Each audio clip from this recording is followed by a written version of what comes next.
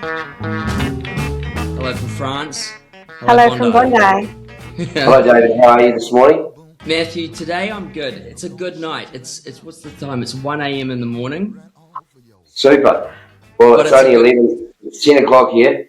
Well, I'm glad. And can you push it on because I'm getting hungry? Well, as I was saying, it's a good night here tonight because tonight is the night we conquer remote recording. Because the other night we had our first experience remote recording, and you guys, I've got to say, did beautifully. I had an absolute mozza. Yeah, but that's all right, mate. We move on. Yeah, no, it's good. It was a huge learning curve, and I think looking at it, it's kind of crazy how much we underestimate how much we rely on non-verbal cues to communicate. It's just so different, isn't it? Like I can be looking at you both sitting there. I'm here by myself. I should kind of feel like I'm in the room with you, but I feel better today. But the other night, I could not have felt more disconnected from both of you. Can we just hold hands for a moment? Yeah. These hands. Okay, you put your hand on the edge of our screen. And then you put your hands on the edge of the screens. No, on the edges, on the sides. Both hands. On the sides. On the sides. That's it. Sideways. Yeah. Yeah, that's it. Now you're holding our hand. Yeah. We're all together. Okay. But I tell you, I really wanted to kind of ground myself before this one because it was it kind of shook me, and I think a lot of the subject matter as well. I didn't expect it to be so I don't know, so kind of revealing, and intense. So for those listening, we're back with Lulu Cooper, who's our favourite holistic life coach. We've got now legitimate trauma to heal, which is my trauma from the other night. We all have it. Yeah. So we thought we had a brief discussion about doing a recap on our chat the other night, and there was a lot of stuff that I wanted to ask more about, and I think Louis, you wanted to explain some bits and pieces more. So I think we're going to treat this as like a bit of a part two, following that massive conversation. Look, we went in talking about addiction in the realm of codependency. I didn't understand, obviously, anything about what codependency really is, and now I think I'm not an addict. I'm codependent. So I need you to help me here, Louis, because I'm having to reevaluate my entire existence. I've had an existential crisis. Well, I'm sorry for that. Yeah. No, this is good. This is why we do what we're doing. So, I think you asked me a question last time, and it was like you said you realized you have a thinking problem, not a drinking problem. I got a lot of thinking problems. This is the thing. Like I quit drinking for a year, and I had already quit drinking. I quit it myself. I just stopped because I had a histamine intolerance and other reasons. And at the end of that year, someone said to me, "You think like an alcoholic?" And I was like, "What are you talking about?" And they said, "You're just controlling. Like you've been controlling like a codependent." And I was like, "What are you talking about?" And at the time, I was actually trying to show them how to wrap a watermelon with cling wrap in the right way. So they were really frustrated with me. And I was just looking at this person in the kitchen thinking, "Ugh, what are you doing?" And it just shocked me that he actually said that. And I got curious and I went to AA. I thought, well, let me just, it's so me to go, am I really? And I was like, how? I quit drinking myself. I went to AA for 4 months every day and I listened. And what I did not relate to was things like I need to, right size myself, because as a codependent person, I had always not really been playing big. I'd not really played my true self, right? And so I didn't relate to things like that. I didn't relate to the drinking and the out of control drinking and the big episodes where I lost myself, even though I have had binge nights where I literally don't remember going home. I didn't really relate to that as a regular, consistent thing. But what I related to was some of the thinking. And at the same time, I started going to Codependency Anonymous, and I realized, in that program, they talk about codependency as, an addiction in and of itself, a behavioural addiction. And it's where you rely on or get let's call it addicted to, attached to people, places and things to self-soothe or to provide your sense of identity.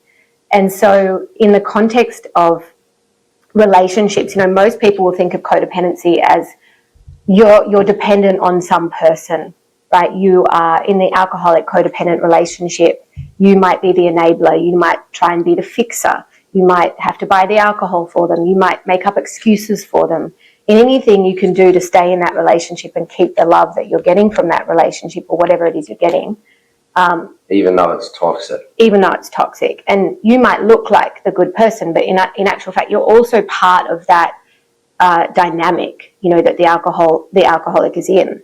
And so in the sense of like, you know, in the realm of codependency, people often just think about relationships and just think about, you know, you mentioned going from relationship to relationship to relationship, or, you know, it's often associated with having like a dependency on somebody else or overly focused on other people, you know, attuning to other people's needs all the time and subjugating your own needs for that connection, that safety and energy. The thing is in codependency, that can actually happen with people, places or things. So the places and things is the alcohol and the drugs and the, you know, the shopping, the porn, all the isms and the addictions. So you mentioned something the other day about AA. I went through AA. I go infrequently these days, but at the beginning I went religiously, and it's really helpful. But you were talking about, and you meet lots of these people when you're in AA. People who've been there for like 10, 20 years, and they go every single day because they feel or they know within that if they don't turn up, they're going to drink. So that, I guess, are you therefore, you're still an addict, aren't you? You're not drinking by reason of going to AA, so you're just substituting. So that's the perfect example of a thing or a place rather than a substance. So when I heard that, I was like, I don't have that with AA, but I have so many other situations in my life. It's not drinking anymore. It's not substances that I'm addicted to, but there are so many things in my life that I am addicted to, and I go in and out of them. And I think I mentioned that, like exercise. You know, when I'm in it, I'm like, I do it to a degree that's unhealthy, or with eating, you know, on the carnivore thing. It's not like I'm going to just try eating in a more balanced fashion. It's to a degree that it's consuming, and it's a way I guess of assuming control. And I just thought, okay, that's just an addictive nature. That's what you're born with. It never occurred to me that it could be something related to a bigger picture umbrella situation, which would be how you're describing codependency. Is that correct? Yeah, that's right. And in codependency, we're always looking for a false sense of control. It's a false sense of control.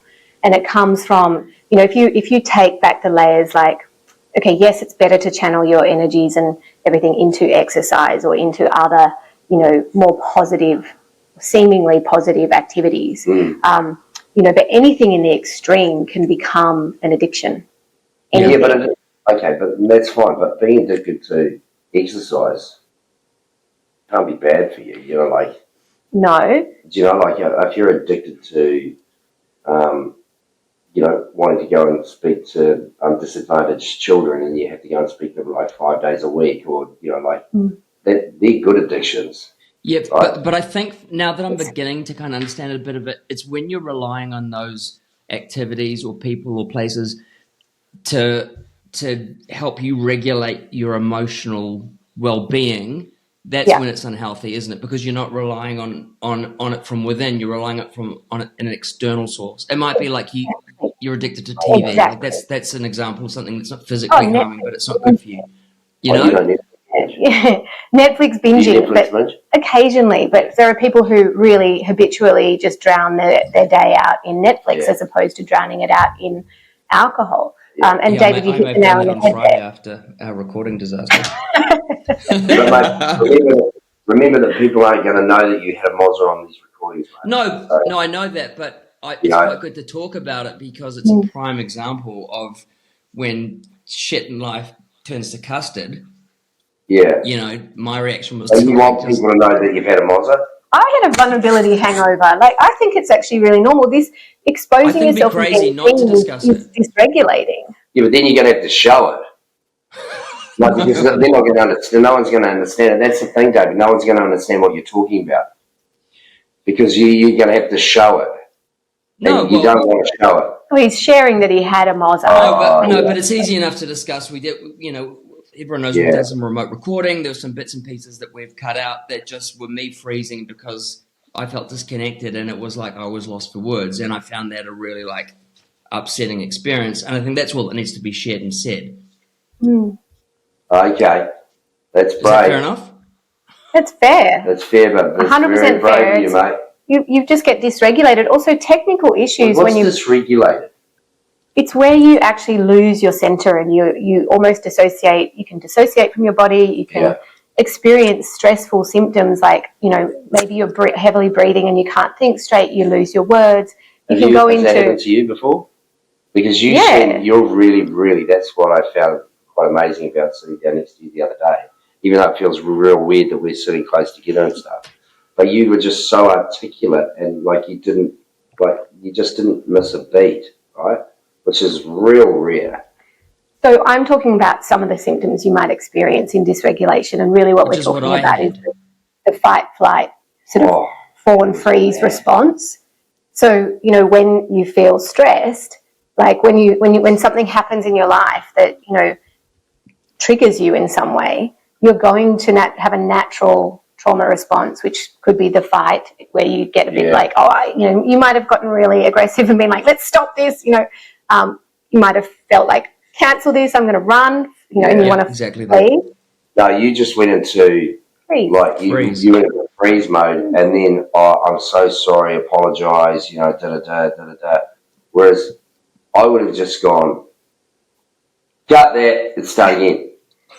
You went into a big explanation, I'm sorry, da-da-da, and I'm just saying what happened, right? No, this is perfect, because what happened in my head is different to this, in terms of what I was thinking, because I was in flight mode. Sorry, carry on. So this is what happened. You were going down a rabbit hole, and you were getting lost with what you were saying. You could see that you were, struggling, right? And then you realised that you were making, you were having a Moza, and then you went into this massive apology, right, to everybody, right?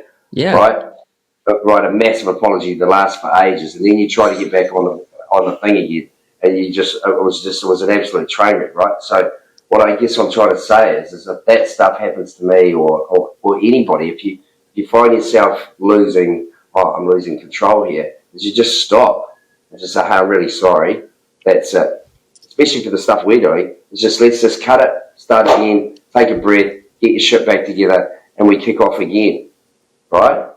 Yeah. Can I ask you, in AA, have you ever experienced someone say, we need a 30-second pause? Exactly. Yeah.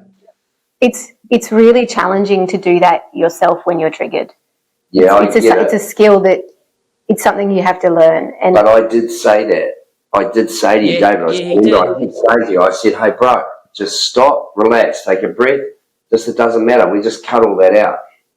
You can't tell someone who's in a flight response or a fight response or a freeze to stop. It has to come from within them. And that's what he's sort of saying is his internal experience. He couldn't quite regulate. And that's good, because now you know that you have experienced that state, when feeling discombobulated, you can now form some strategies around when that happens.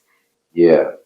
I think the best thing to do is when, especially if you're talking, you get tongue-tied and twisted, is just to stop, and take a deep breath, and everybody knows that, and then just say, hey, look, I'm really sorry, I'm just going to gather my thoughts for a second.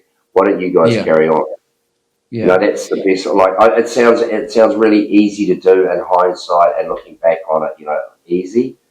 But I do remember saying to you, mate, bro, it's all good, just take a breath. Chill out, just go back to your notes, let's start again. And that would have been really easy for you to do, but because you got so worked up in your head, and I know you, that's what you're like you just couldn't come down from it. And then I knew for days you'd be just it'd just be mincing in your brain, right? So what he's experiencing there, though, is a trigger. And it's quite good having Louis here.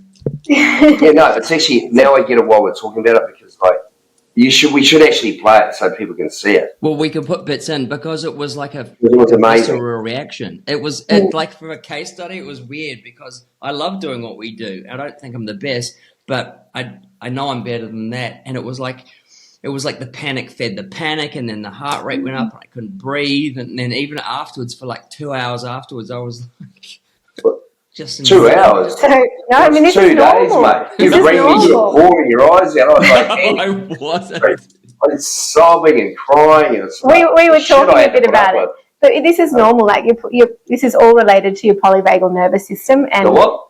your nervous system, The the vagus. polyvagal. Yeah, the vagus nerve that goes from your brain and wraps around, your organs, all the main organs, and So the what thing they that, call it, Strangling me the other Vegas. day. huh? Polyvagus. Mine was strangling me the other day. It regulates your stress response. Okay, Yeah. and so that is something we can talk about at another time. But when you're triggered, like I could ask you, what do you typically do? Let's say you have an argument, with a friend, and you feel that same trigger, that all the same sort of palpitations you experience in your body, and that sort of ruminating thoughts. Like, what is your strategy when you're triggered there? And do you have those strategies? So I think managing triggers is actually about emotional regulation, and this is really what we're talking about with codependency. Is when you're young, if you hadn't had, if you didn't have caregivers help you to co-regulate, right, and teach you to co-regulate, that means regulate in the presence of another, and their nervous system helps your nervous system calm down, right? If they also didn't teach you how to self-regulate, like take deep breaths, pause when you're feeling stressed, or if you were just sent to your room when you were angry and you were just left to your own devices, like, you may not have ever learnt how to pause. You may not have learnt how to have that moment where you recognize the somatic reaction that's happening in your body, and then use that as a cue for you to actually step back and pause and do what you need to do. And everybody has their own strategies that they can apply for themselves that work. Like, some people like to go for a walk. You like to take a breath. I need to go and lie on the floor sometimes and just ground myself. So I think this all comes back to emotional regulation. And when we talk about codependency, if you are experiencing emotional issues, let's say, as you said, you used to drink because you wanted that gregarious nature to come out.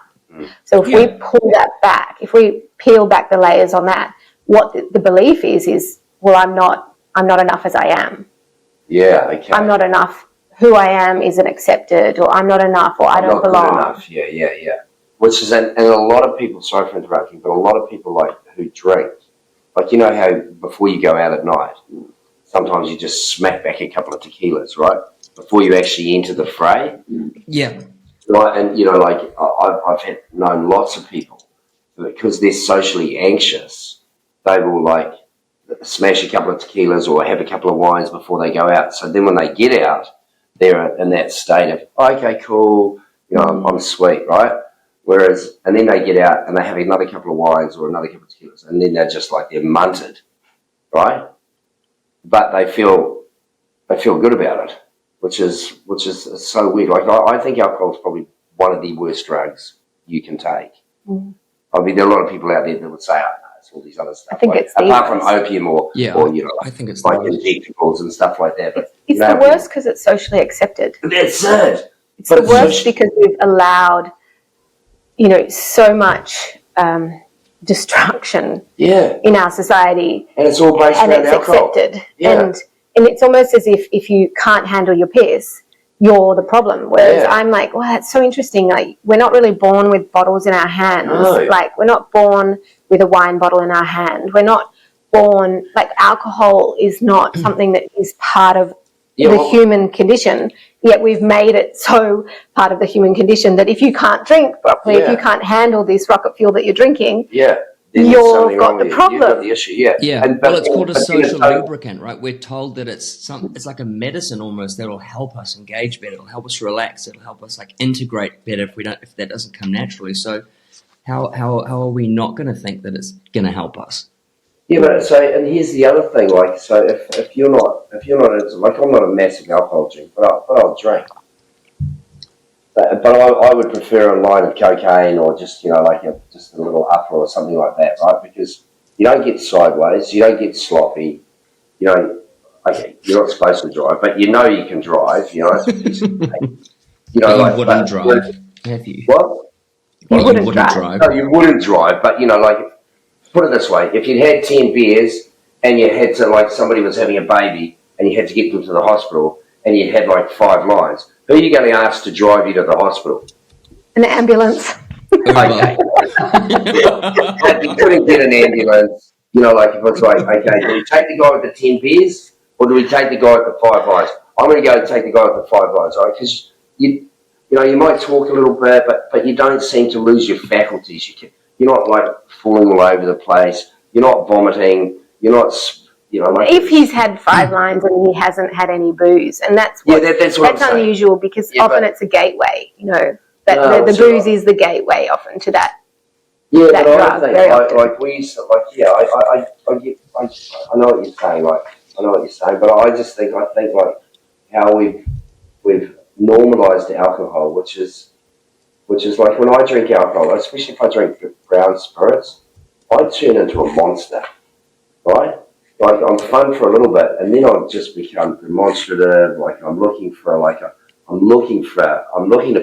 pick a fight, but I'm looking to pick an argument, right? And then if I'm drinking, like, white spirits, I'm way different. And if I drink wine, I'm way different. But, like, I just think, like, alcohol's poison. We're actually poisoning ourselves.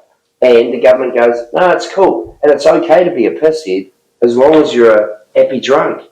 If you're a happy drunk, no one cares. They're all like, oh, cool. They don't see that you've got a massive problem, right? Nobody then you're on the heap. That you're on, you're about to lose your gurney, right? Well, Yeah. hey, do you know what I'm saying? Yeah, I'm with you. So coming back to what we were saying there, like, I don't want to... This is more about the effects rather than, the reasons why we drink or use substances or Okay, so why do we drink and why do we use substances? Is it to make us feel like that we're cooler, that we can fit into a situation, that we're more social, that we present a better side of ourselves, that we're more relaxed, that we're funnier? Well, from what Louis is saying, it sounds like it's any number of reasons, right? And it basically comes down to, like, an innate inability for some people, for whatever reason, because they've been through stuff's not healed, they haven't learned how to cope properly. People are looking for ways to soothe or, like, feel better about themselves when naturally the human being should, in some capacity, be able to do it themselves. Like, I, the other night, should have been able to go, listen to you say, take a breath, David, here, take 30 seconds, basically self-soothe. Take 5 minutes. Yeah. Because it wasn't live TV, I get it. If you're on live TV, it would have been horrendous, right? Well, actually, on live TV recently, there was someone on, I can't remember which channel, who was doing the news reporting, who said, sorry, for a moment, I'm having an anxiety attack, and actually really did that on live TV and had such a positive response. So absolutely, because it's a normal thing to do, right? It's completely normal. But panic is panic, and and that's going back in my head. That was going back to, oh God, like I am that inarticulate, shy person. I'm all those things that I thought I would be. So it's basically what I think, again, Lou, what you were saying is that this inability to self-soothe. So we're going to all of these other substances or these behaviors or these looking for people to get our calm, to get our our medicine. You're right. You're exactly right. And look, I mean, in your situation, I might say, well, look, let's go and do some somatic work and discover what that trigger is, and we might end up at a place where there's a situation that you were younger and you felt this same feeling in your body, and there was a trigger that something that happened at that time that you have unresolved, and that might be something that you can then heal through inner child work, somatic work. What's somatic? Sorry, friend. What's somatic? Yeah, so somatic is where we actually rely on the body to. So soma means body, like, and the whole body, the energetic system, the physical the whole system. Yeah. And if I can describe it like this, like if you think of a time, in fact, David, for example, in that moment, if you can tell me where you felt that trigger in your body the most. Oh, all through here. In your chest. Yeah, and head, like I was completely separated.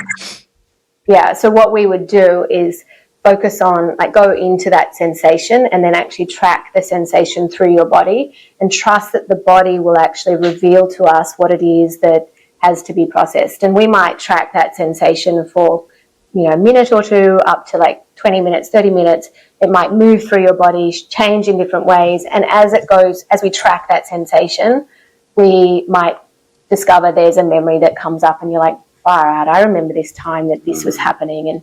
And we just go there, and then that's an invitation for us to be able to, do some work around that. We call it, reparenting or inner child work, and find that, that version of you at the time that felt that certain way, and we give to it what it needed that it didn't get at the time. And we can disable those triggers. That's a way to actually, literally, they no longer trigger you. So does your body and your mind hang on to, even though you don't remember a certain situation, whether it be when you're a child or an adult or whatever, something that's been traumatic for you, your body hangs on to that, yeah? Your body does. And so when you come into that situation again, if it were to happen, your body remembers that and it throws you back into that same 100%. State of distress. 100%. Wow. So these exercises... Sorry, Matthew. Oh, you go. You're saying. So these exercises are ways that you can learn to overcome these inabilities to self-soothe, right? So in the realm of addiction, now I'm beginning to look at it totally differently. So if we are somebody who needs to self-soothe and we happen to, rather than throw ourselves into exercise or bad relationships, we, like me, for example, picked up drinking, and that was my thing that I used to self-soothe. So I may not necessarily have been like predisposed to alcohol, but things like alcohol or cocaine or drugs or whatever, they're naturally addictive, right? So anyone takes them, and over a certain amount of time, the body's going to develop some level of dependency, right? So you're then wound up.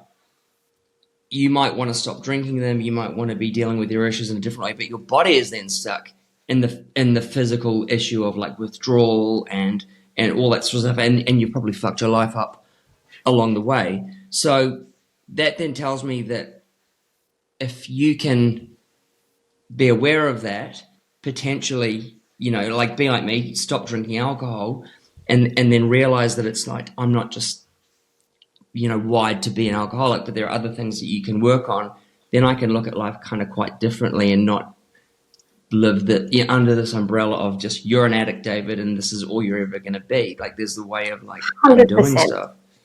100%. And I believe the power of language is, we talk about affirmations, and if the things that you say become your beliefs, right? Mm-hmm. And it's very true that, and I do not recommend people who are going to AA suddenly stop going to AA, because that is your source of safety and security. And I never say stop what is working. What I do say is there is an invitation to go deeper, because once you have removed the alcohol, like if you think about all the anonymous programs, there's plenty of anonymous programs. There's, alcohol debtors, overeaters, all these different programs. Gamblers, yeah. And they're all abstinence programs except for codependency. So abstinence program is where you have to stop something, take it away. In the codependency realm, we actually have a desire for something. That is, so in AA, it's a desire to stop drinking, a desire to stop gambling, a desire to stop porn, stop sex, love, stop. In codependency, shit, that'd be awful. In your addiction. It's sex and love addiction anonymous. No more sex and love for you, son. I'll pull the trigger. Vanish. So good. A 90-day break. Can't wait. Yeah, but the abstinence is what resets the hedonic set point, which is, the thing in it's like a Richter scale of sort of pleasure in your body, and all the chemical substances are going to be ranking the highest in that, on that Richter scale. So the abstinence is what resets that. In codependency, the abstinence is you have to stop certain behaviours. So it's really difficult because it's really difficult to identify, because you're not having to just put the drink down, like stop the gambling, don't go to the casino. Yeah. You're having to recognise relational dynamics and then stop those relational dynamics, like stop the control, let go of control, your need for control. It's the biggest one. But hang on a second, but we all talk about, like, it's really interesting, but we all talk about love, right? Because we all need love, right? So are you saying that you can have too much love? A lot of people I'm pretty happy to have too much love. A lot of people think they're in a relationship that is a loving relationship. They're more often they're in that, and in the codependent realm, it's a relationship based on need. And in other words, like, you meet this need for me, and if you don't meet that need for me, I'm not okay.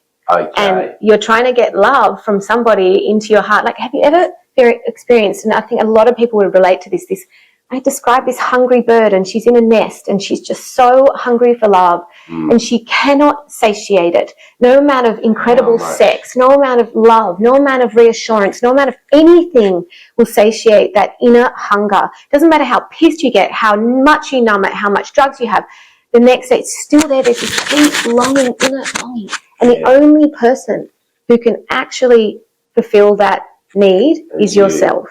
And that's in the codependency work, that's what it's all about, is learning how to self-soothe, how to reparent and give yourself the love that you need, how to rebuild the trust that's broken from self-abandoning, and then coming back to that truth of who you are, where you stop, you're no longer in denial, like you're not denying your needs, you're not denying your feelings.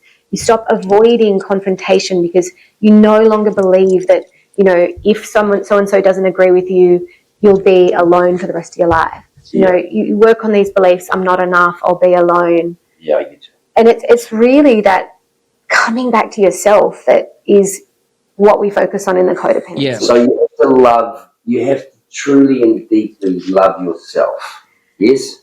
To heal, that is the process. That is the process. And you shouldn't be looking outside to get love from other areas. You should be looking inside to learn to love yourself, appreciate yourself, respect yourself, admire yourself. And then learn to recognize. Again, we're told, like, you can make, he loves himself. That guy. Like, so when people say that to me, I say, hell yeah. Yeah, I love myself because nobody else is going to love me. Well, they are going to love me, but like first and foremost, I have to love myself and properly love myself for anybody else to be able to see me, to love me in the correct way, or, you know, like, does that make sense? Yeah, it does make sense. And what I will say is, like, you can heal in relationship. Like, the whole reason we do the 12-step, and we're going to talk about this in another episode, is that, you know, the group work and the circles, is that healing happens in the relational field. It doesn't happen alone. Like, you do need to heal your inner child, but there is a relational field between you as the adult self and your inner child. And then in the context of a group or a therapist or a friend or a lover, there is a relational field in which you will be triggered and in which you will heal. And you could be as triggered in a group setting as you are doing a podcast recording. Right. You could be you would experience being triggered in meetings, sometimes in AA. Perhaps. Yeah, for sure, of course. Yeah, so we can heal in relationship, but in codependency, or for example, sex and love, or in alcohol, you want to remove the thing so that you can actually see the wood from the trees, which is your behaviour, and then work on your behaviour and heal, you know, within. So I often discuss. I would have thought, because see, for me, love is all we are, and it's all encompassing, right? So I reckon the more love, the better. Yeah. But isn't it learning to recognize a healthy love? Like, you can have love that you think's love, but it's actually they're toxic situations. So it's not about not having too much love. It's about not only loving yourself too. It's about recognizing and learning how to recognize when love is healthy. Absolutely. So what's unhealthy love then? Obsession. Give me an example. Huh? Obsession? Obsession. You know, if you're the Yeah, but alcoholic, that's not and love. That's obsession. No, but you can misconstrue that for love. If, like, you're hyper fixated on somebody, you're obsessed. You think, well, that's a strong Oh, emotion. That must be love. Like that. That's okay. unhealthy, right? Yeah. Okay. you could Jeez, I also be really am a the simpleton, eh? No, you're but not you at could also all. be the Oh, really? in the code Thanks, mate. no That in the was me the codependent other realm, like night. you're often the fixer in the codependent I realm, am. and I've you always think been the fixer. yeah, and you think that's love. But let me ask you this: like, what do you No. get from fixing? No, Like, I there's don't think that's love at all. I don't think that's love. I don't think that's love. Like, if I see somebody that I know is struggling, that I know needs fixing, I don't think that that's my form of love. I'm just like, I'm just trying to help, right? And then hopefully you'll get a little bit of love back, right? Well, you must so have. there's the Yeah, thing. You're doing it to get something, whereas loving, like yeah, but no, well, you just assume that if you're helping somebody, then surely they must have love you. Let her speak. that I want that to is the hear whole her. point. Yeah, but That's the whole point, right? Is that you're doing something to get the love, yeah. right? And it's a manipulation. Like whether or not you're Oh, so now aware I'm of a that, manipulator. it's a very subtle manipulation. A lot of fixers have, as an example, like I don't know if we talked about this in the last session, but Yeah, I think we did. I was the problem solver as the designer, right? Like I was a creative director, problem solver, but without boundaries. I was giving and giving and giving and giving and giving to someone who was taking and taking and taking. Now I could say, well, I Was this in a deserve. relationship or was It was this a work relationship, so it can not happen a love in relationship? no, but it can Yeah. happen in any relationship. Okay. And so the thing is in that scenario, I'm giving and giving and giving and thinking, well, they'll recognize all the extra effort I've done. They'll recognize this. And then they don't, and I'm resentful and I'm burnt out and I'm exhausted.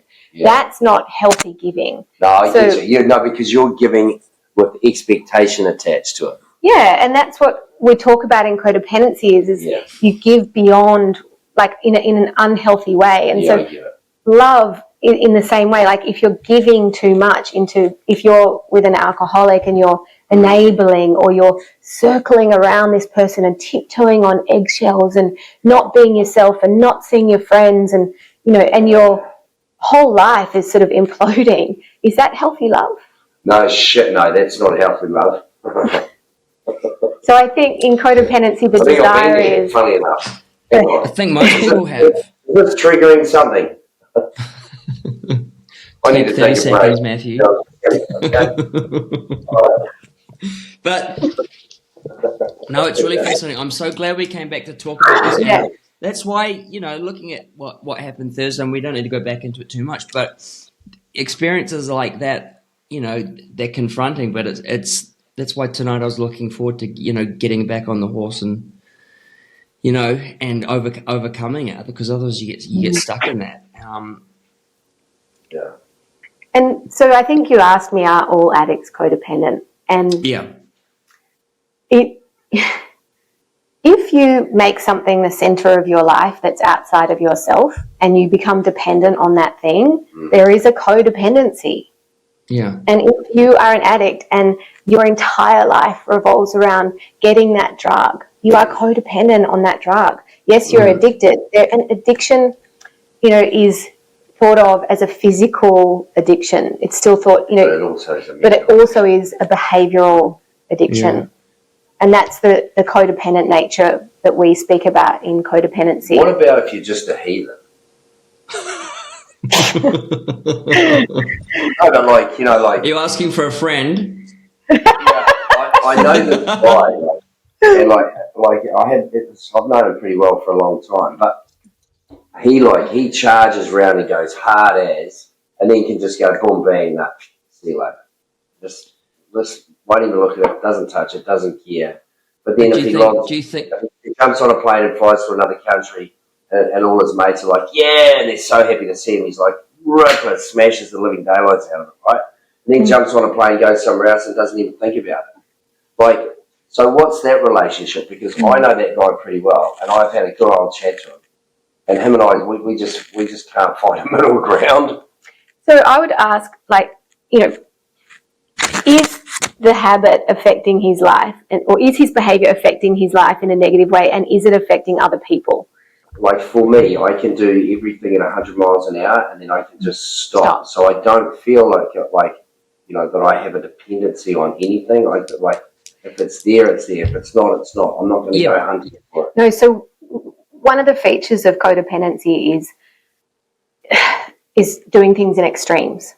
Yeah. Like having addiction to the pattern.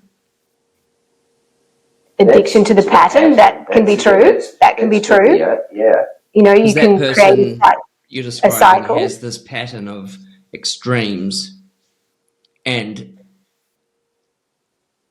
lives their life in flux, I guess you would say. I think I know the person you're talking about. And I know that it causes. What do you mean in flux? Like either on a mode of just total chill and balance, or moving around and then being, in go mode and smashing things. Yeah. I understand that. I was all go, no flow, right? That was my motto. And I was all or nothing. I never liked in-betweens. I liked all or nothings. Like I was partying a lot, drinking, taking cocaine. None of my friends would stop. I was living in Hong Kong. I was accessible. It was cheap. It was like around me nonstop. How was I going to stop? And so I'd never run a kilometre, and I decided I'm going to go and run 250 Ks in the Gobi Desert in China, and smashed it. And I just did things in extremes. I've never written a book. I wrote a 500-page art history biography and went down a rabbit hole for 5 years. And I had no idea that all of these extremes that I was so used to, I loved getting smashed and living on the edges of things, and then getting up in the morning and then running up the peak and sweating it out. Like I loved extremes. And I really had no modulation. Moderation. I had trouble modulating the intake or the need for these like extreme sensations. And that's got to do with emotional regulation. It's got to do with being able to sit with myself, in stillness. It's got to do with also the patterning that you might have experienced in childhood. In codependency, we talk about the 3 characteristics that are very common are a loss of sense of self, like, that this person has a complete loss of their sense of who they are. Maybe that never actually developed, which we spoke about in the last episode. Then the second thing is a push-pull caregiver dynamic. So you might have had one parent present, one parent not, or very inconsistent sort of energy in the parenting dynamic. And this is all, in the 0 to 3 sort of age, particularly where attachment forms, and then up to sort of 7 and even later up to age 12 where you start to develop more patterns after that. But, so it's really this loss of sense of self, a push-pull dynamic, and a trouble with modulating. That they're the 3 very common characteristics of all codependents that they'll relate to. And this extremes, like the whole point of recovery, when we talk about recovery, whether it's alcohol or anything, it's coming back to your center, finding your middle. And so when you talk about extremes, I'm sort of thinking about how in codependency, that's something that's very common. A lot of people have had lots of different addictions, and they squash one, another one pops up. The whack-a-mole you mentioned. Because I always refer to as addiction as my superpower. Like I've kind of, which I believe it is, which is what's enabled you to run the 250 miles in the Gobi Desert. All the things that I can do in excess as a result of what I call being an addict is great and it's useful, but it's not when it's done, I guess, as a means to make yourself feel whole or good or cover stuff. So the thought of being able to live, like I want to always do things that are extreme, but the reason, if you can change the reasoning behind it, that sounds like a nice offering. It is a beautiful offering when you no longer need to do things because you don't need to prove to anyone that you're enough. When you really honestly don't need to go to those extremes just to feel like, you've done enough, or you're good enough, or you belong in some club, or, you're so perfect. It's freeing. It's freeing. And it doesn't mean you don't lose those skills. Like we said the other day, you might reprioritize and redirect your energy, but it doesn't mean that you're any less efficient. or any less it's a cool message, Louis, because I've got to say the other day I came away going, I think I said I was pretty like mind blown by this whole concept. Like it made me really think, have I got myself entirely wrong? And of course I probably have. But I'm glad we went back to it today because I feel quite comforted from opening it up a bit more and understanding it a bit better and realizing that like there are actually possibilities, that are still out there that could be quite, beneficial. So yeah, thank you. absolutely. Well, no, thank I'm you, glad David. I'm glad we got to go back there because we went in so many directions the other day. My discombobulation was like having a kind of set of points in front of me and then going off in different directions, and I can do that too. So I'm glad we came back to it and we could. Me too. I really, really loved it. And I think we should definitely sneak in another one because I think people will probably find that we're on a bit of a journey together. It's pretty fascinating. It's cool. Let's all take a breather. Yeah, that'd be a good idea. I still haven't found out a lot about that guy that I was talking about. He's like, but I was going to say, Matthew, the guy. What am I going to say to him? I said I was going to talk. I said I was going to come back with some answers to that guy. I've got no answers. I just think I'm just going to keep going. I'll just keep going. Well, I was going to say, you mentioned you didn't think it affected anyone in his immediate life. And the person you're talking about, I think you'll find if you ask some of those people who are close to him, it does to the degree where I think that there's always a level of concern that those people feel for that person. Does that make sense? So that's affecting somebody's life, right? But it's concern, but it's not affecting them on a you're not. They may be concerned for that person's health or his mental state or whatever. But I reckon he's pretty cool. I reckon he's on the right track. Well, he can get off at any stage. Only he can decide for himself if it's impacting his life and his relationships. And if, Well, he doesn't have any at the moment. Yeah, I mean, if it is impacting his relationships and he's unaware, he'll experience people just kind of backing away. And yeah, totally. But no, that's not. That hasn't been happening. What's been happening is like, it's been a really, really interesting time for him. It really has. We should get him on the show. Yeah, we should. It costs a fair bit of cash, though. He's like, it's hard to track down. Yeah, he charges heaps. Anyway. Okay, guys. You've got like a man crush on this dude. Yeah, I love him. Oi. Maybe I'm queer. Oi. No, don't say that. 2 a.m. I don't have the time to workshop that. Okay. Hey, is that it? Have we done? Because I thought that was pretty good. That was good. We got another one to do? Because that was long. Okay, guys.